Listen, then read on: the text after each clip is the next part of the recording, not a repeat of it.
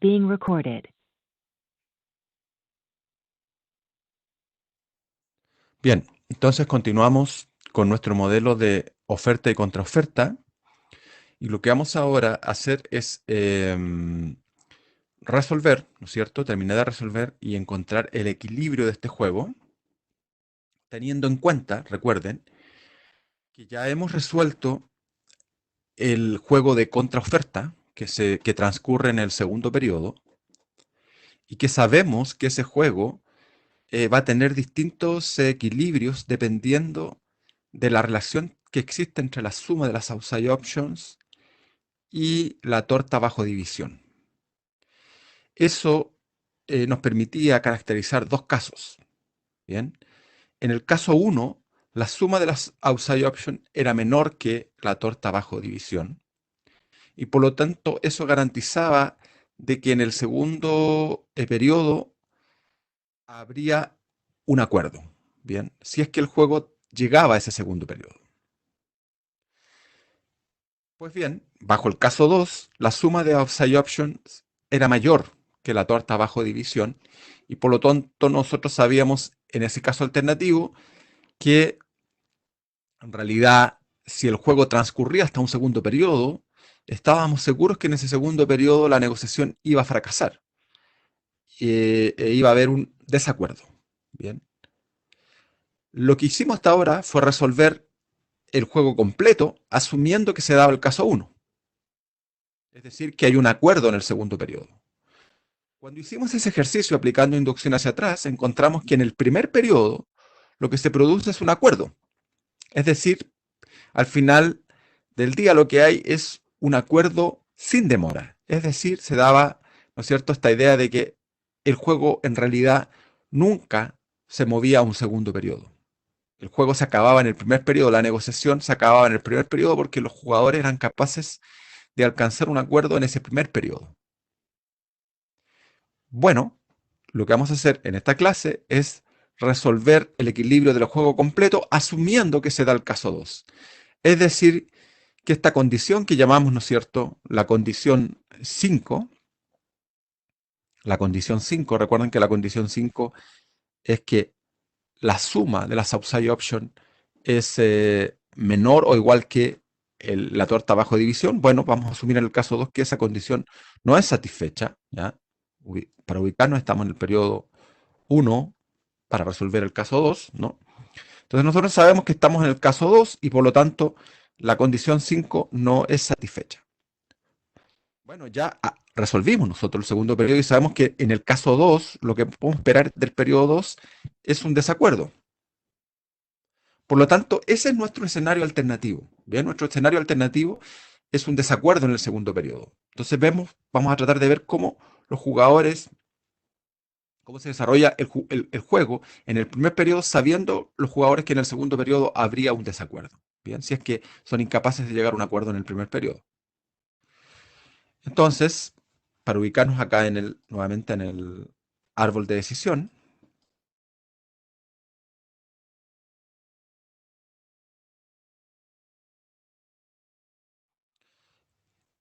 nosotros ya resolvimos el segundo periodo. Bajo el caso 2 sabemos que vamos a estar parados acá, ¿no es cierto? Es decir, una situación donde hay desacuerdo en el segundo periodo. Y necesitamos nosotros resolver el juego que se desenvuelve en el primer periodo, bajo ese caso. Bien. Entonces, aplicando inducción hacia atrás, ¿no es cierto? Partimos por el nodo B.1. En ese nodo B.1, B debe decidir si aceptar o no la oferta que le ha hecho su contraparte. B compara lo siguiente. Si B acepta esa oferta, B recibiría ese beneficio, pi menos x1. Si B alternativamente rechaza esa oferta, la negociación se mueve a un segundo periodo, en cuyo caso B sabe que va a haber un fracaso de las negociaciones porque estamos bajo el caso 2. En cuyo caso, entonces, el pago relevante para B es este que está aquí abajito, es decir, la utilidad de reserva de B, V barra, ¿ya? Por lo tanto, B va a comparar pi menos x1 versus V barra. con dos salvedades, las salvedades que siempre hacemos, ¿no es cierto? En primer lugar, eh, nosotros vamos a comparar siempre con el equilibrio, y lo estamos haciendo porque sabemos que en el segundo periodo va a haber un desacuerdo, por lo tanto es correcto comparar con V barra. Y la segunda salvedad es que V barra se recibe mañana, por lo tanto está en dinero de mañana. Y pi menos x1 se recibe hoy, por lo tanto está en valor presente, está en dinero de hoy. La única forma de compararlo, entonces, es traer a valor presente el outside option de B. Por lo tanto, lo que va a hacer B es, para comparar, multiplicar su outside option, multiplicar V barra por delta B, que es su factor de descuento. Entonces, esa es la comparación correcta que B debe realizar. Y eso es lo que está acá, ¿no es cierto? Cuando vamos a la resolución del problema bajo el caso 2, entonces fíjense que B va a aceptar la oferta de A si el beneficio que recibe en el primer periodo de aceptar es mayor o igual que el beneficio que recibiría por rechazar, porque la negociación se mueve en un segundo periodo, pero traído a valor presente. De esa inecuación despejamos x1 y podemos concluir que B va a aceptar la oferta de A si x1 es suficientemente pequeño. En particular, si x1 es menor o igual que esta cota. ¿Ya? Esta cota que hemos denominado, ¿no es cierto? Recuerden, las tres rayitas significa que estamos definiendo esta cota, ¿ya? Para no escribir cada vez que aparezca pi menos delta b por v barra, en vez de hacer eso, vamos a escribir simplemente x1 doble barra, es una definición, ¿ya? Por lo tanto, b va a aceptar en la medida que x1 sea menor o igual que x1 doble barra. ¿Ya? Le hemos puesto doble barra porque recuerdan que en el caso 1 también había una cota y le llamamos x1 barra, ¿no? Una barra simple. Como son distintas las cotas, le hemos llamado x1 doble barra. Y va a rechazar en caso contrario, es decir, si x1 supera a esa x1 doble barra. Que lo que hemos encontrado es una decisión, una regla de decisión óptima para B en el primer periodo. ¿Bien? Entonces, vamos al árbol nuevamente. Como estamos aplicando inducciones atrás, ahora nos tenemos que parar en este nodo, en el nodo A.1, donde A debe tomar una decisión y debe escoger entonces un x1. ¿Cuál es la función objetivo de A? ¿No es cierto? La función objetivo de A es maximizar su beneficio en caso de un acuerdo en el primer periodo. ¿Cuál es el beneficio para A en caso de un acuerdo en el primer periodo? Bueno, es este valor. Es x1. Bien, por lo tanto, la función objetivo es maximizar x1. La variable de decisión también es x1. Y volvemos a las mismas restricciones de siempre. Ese x1 debe satisfacer una restricción de factibilidad, debe moverse entre 0 y pi, debe satisfacer una restricción de participación para A, es decir, el beneficio que yo obtengo por un acuerdo, es decir, x1, bien, debe superar, o al menos ser igual, al beneficio que yo obtendría en el caso alternativo, es decir, si es que la negociación fracasa en el primer periodo y se mueve a un segundo periodo, en cuyo caso para A sería su utilidad de reserva, este número que está acá abajito, ¿no? UA barra. ¿Ya? Pero haciendo esa comparación en valor presente. Es decir, x1 debe ser mayor o igual que delta A de UA barra.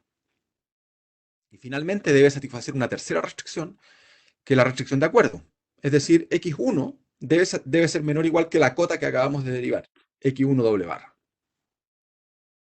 Esas ideas, ¿no es cierto?, están recogidas formalmente acá cuando resolvemos el caso 2 en el nodo A.1. Es decir, A debe escoger un x1, ¿sí? A debe escoger un x1 al que maximice x1, que es su función objetivo, sujeto a las restricciones que acabo de explicar.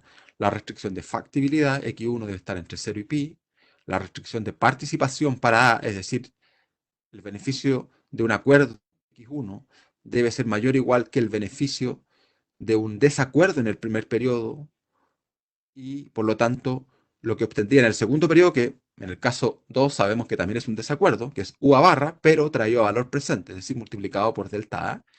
Y finalmente debe satisfacer esta restricción de acuerdo, es decir, Si yo quiero un acuerdo, tengo que ofrecer algo que sé que B, mi contraparte, va a aceptar.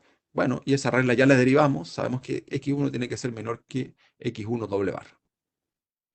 Entonces el problema que debe resolver A, y aquí ya no lo voy a hacer de nuevo, pero básicamente aplicamos la misma lógica que antes. Es decir, ustedes se dan cuenta que PC impone una cota inferior sobre x1, a su vez AC impone una cota superior sobre x1. Es posible muy sencillamente mostrar que las cotas que impone PC y AC son más fuertes que las cotas que impone FC, que impone un intervalo, y por lo tanto podemos concluir que PC y AC son condiciones suficientes para FC, imponen condiciones más fuertes, y por lo tanto nosotros podemos eliminar FC, podemos prescindir de FC en el problema. ¿Bien? ¿Por qué? Porque la solución de este problema, digamos así, más reducido, sería la misma solución del problema original. ¿Ya? Por lo tanto, este problema que tenemos aquí es equivalente al problema que tenemos acá. ¿Ya? Este que está aquí, ¿no es cierto? Es decir, maximizar x1 sujeto a esta restricción 8, donde hemos en una sola línea juntado la PC con la AC. ¿Ya? Y en el fondo lo que nos dice es que queremos maximizar x1 en la medida que x1 viva en ese intervalo. ¿Ya? Viva entre esa cota inferior y esa cota superior. Nuevamente, como queremos maximizar x1, el candidato natural de solución aquí es escoger el x1 lo más grande posible. Y como este intervalo impone una cota superior, bueno, el candidato natural de solución es esa cota superior. Es decir, x1 estrella debiera ser x1 doble barra. Es lo razonable. Sin embargo, nuevamente, eso es verdad en la medida que el intervalo 8 tenga sentido. Es decir, en la medida que exista algún x1 que pueda satisfacer ese intervalo.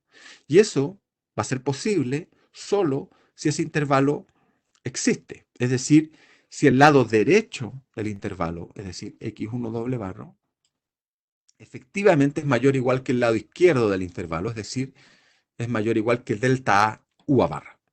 ¿Ya? Porque eso garantizaría que el intervalo no es vacío.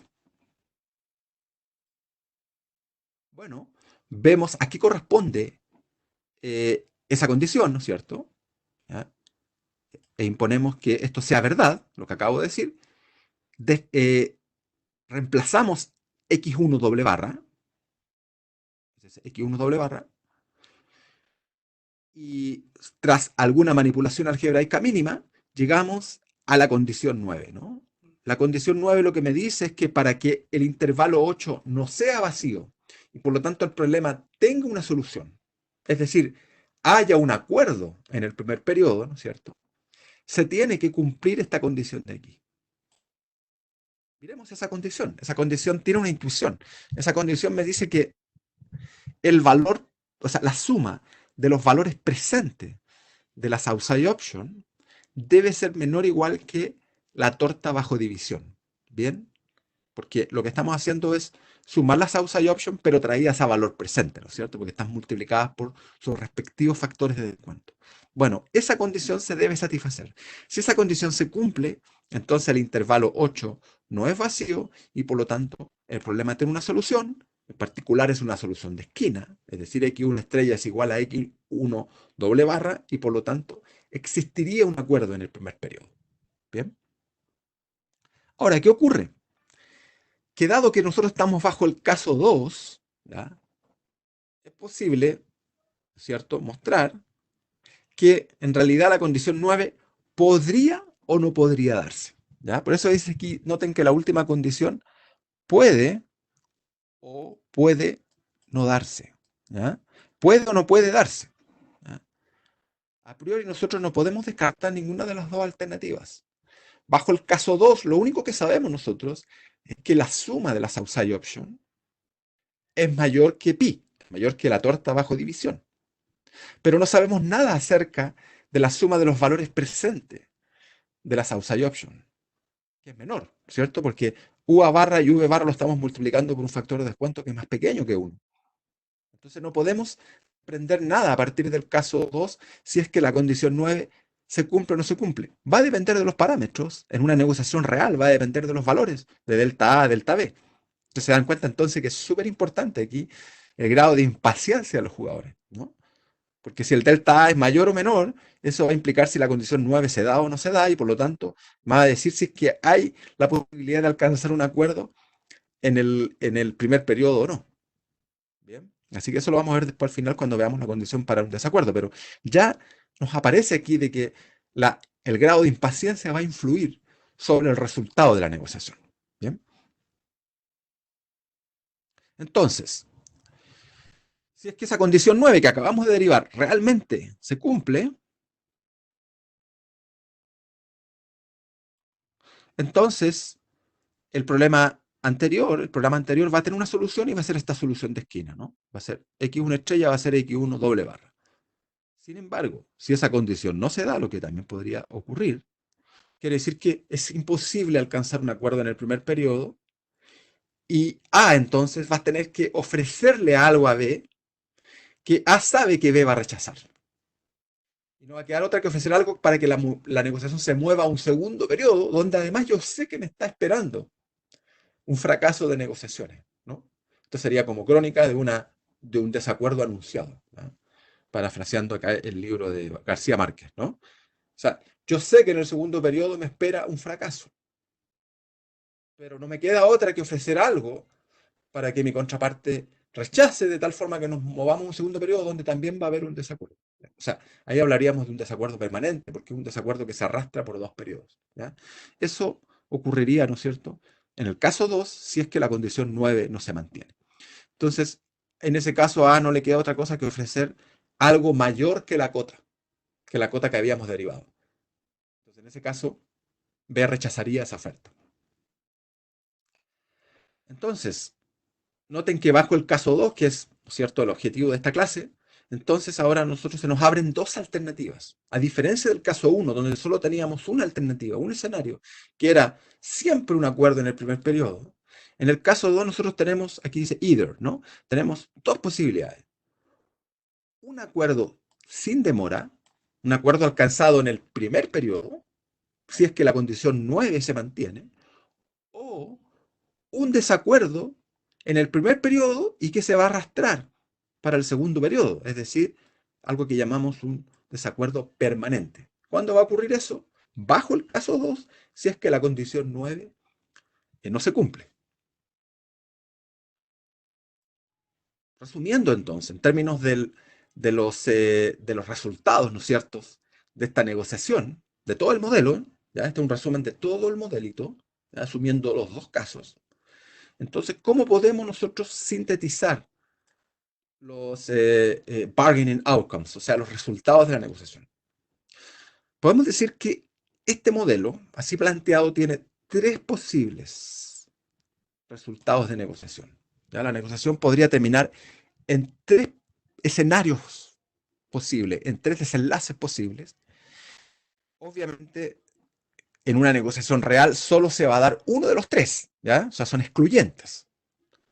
Y eso va a depender del valor que en una negociación real tomen los parámetros. En particular, el valor que tome pi, es decir, la torta bajo división, el valor que tomen las outside options, es decir, UA barra y V barra.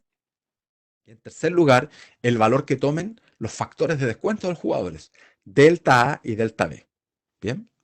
Entonces, si ordenamos todo lo que nosotros hemos estudiado hasta ahora, vamos a decir que este modelo va a tener tres posibles resultados y podríamos resumirlo así. Va a depender del valor relativo que toma la torta bajo división. Es decir, si la torta bajo división toma un valor relativamente alto, y eso lo entendemos como relativamente alto, es decir, si la torta bajo división es mayor o igual que las outside options, entonces nosotros vamos a tener un acuerdo en el primer periodo, un acuerdo sin demora. Y a ese acuerdo le vamos a llamar acuerdo tipo 1.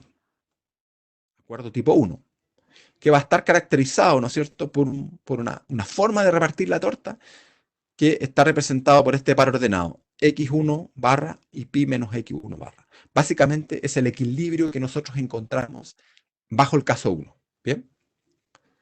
Ahora, si pi toma un valor intermedio, ¿ya?, y decimos que pi toma un valor intermedio si es que pi es menor que la suma de las upside options, es decir, el primer punto no se cumple, ¿no es cierto? Pero es suficientemente grande, es decir, ok, es menor que la suma de upside option, pero es mayor igual que el valor presente de las upside option, ¿no? O sea, es mayor que este término, o sea, está en un valor intermedio. Entonces nosotros vamos a tener también un acuerdo que se cierra en el primer periodo, pero es otro tipo de acuerdo. Y por eso le llamamos acuerdo tipo 2, ¿ya? También es un acuerdo sin delay, sin demora, que se alcanza en el primer periodo y corresponde a uno de los equilibrios del caso 2 que acabamos de analizar en esta clase cuya repartición de la torta está ilustrada por este par ordenado x1 doble barra pi menos x1 doble barra, ¿no es cierto? Donde A se lleva x1 doble barra y B se llevaría pi menos x1 doble barra. Finalmente, la tercera posibilidad es que pi tome un valor bajo, ¿ya? Y entendemos un valor bajo como que pi tampoco satisface el punto anterior, es decir, pi incluso está más a la izquierda que la suma de los valores presentes de las outside options, ¿ya? O sea, pi es tan pequeño que ni siquiera alcanza a satisfacer el valor presente de las outside options, y eso corresponde, ¿no es cierto?, al segundo subcaso, digamos, dentro del caso 2 que analizamos hoy día, en cuyo caso decimos que va a haber un desacuerdo permanente, es decir, va a haber un desacuerdo en el primer periodo, la negociación se va a mover al segundo periodo y en el segundo periodo también va a haber un desacuerdo, es decir, los jugadores van a ser incapaces de alcanzar un acuerdo en todo el juego, ¿ya? Y al final el juego va a terminar donde cada jugador va a recibir su upside option, ¿no es cierto? Ese par ordenado, y la torta va a quedar sin división. El pi se va a perder, ¿ya? Por lo tanto, es un resultado súper ineficiente. ¿Ok? Bien, entonces vamos a quedar hasta acá esta parte. Y voy a subir ahora otro video donde vamos más bien a explicar las fuentes, ¿no es cierto? Las fuentes de poder de negociación, que en el fondo es una de las preguntas que siempre nos interesan en todos los modelos de negociación. ¿Ok? Quedamos hasta acá.